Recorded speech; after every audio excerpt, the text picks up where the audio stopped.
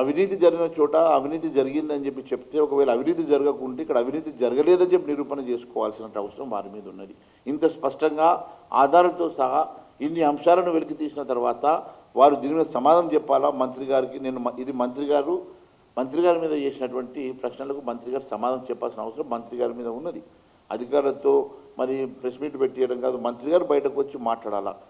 నేను అదే నిన్న కూడా చెప్పినాను, ఇది రబ్ ట్యాక్స్ అని, ఆర్యూబి. ఆయన బ్రూ అన్నాడు, నేను రబ్ అన్నా. ఆర్యూబి ట్యాక్స్ అది. సరే, ఏ ట్యాక్స్ అయినా ఈ రాష్ట్రంలో జరుగుతున్న వాస్తవాలు, ఈ వాస్తవాలు ప్రతిపక్ష నాయకులుగా ఎప్పటికప్పుడు వెలికి తీసి ఈ అంశాల మీద మాట్లాడాల్సినటువంటి పూర్తి ప్రజానీకానికి తెలిపాల్సినటువంటి పూర్తి బాధ్యత మా మీద ఉన్నది. కాబట్టి మేము ఖచ్చితంగా మా పని మేము చేస్తున్నాం. రైతులకి లాభం జరిగే విధంగా మేము చర్యలు తీసుకుంటే, ఒక పెద్ద మనిషి అంటాడు 10% తాలు తరుగు మీరు కావలసుకొని చేస్తున్నారు. ఉన్న 7,200 మహిళా సంఘాల ప్రొక్యూర్మెంట్ సెంటర్స్ ఉన్నాయి, 3,000 మిల్స్ ఉన్నాయి. ఏది ఈ కొనుగోలు ఆపరేషన్స్లో, ప్రొక్యూర్మెంట్ ఆపరేషన్లో మేము కమిషన్లు దోమినమాట. 1000 కోట్లు నేను తీసుకున్నట, 100 కోట్ల వరకు పంపించినట.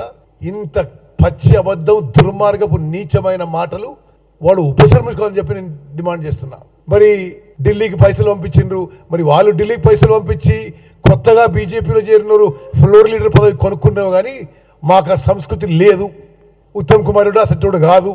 అదేవిధంగా మేమేమి ధాన్యం కొనుగోలు కోసం రాష్ట్రంలో ప్రభుత్వంలో పెద్దల్ని కలిసి బయటనేమో కొనుగోలు విషయం మాట్లాడి లోపల రూమ్లో పోయి వాళ్ళ భూముల విషయం మాట్లాడే సంస్కృతి కూడా మాది కాదు.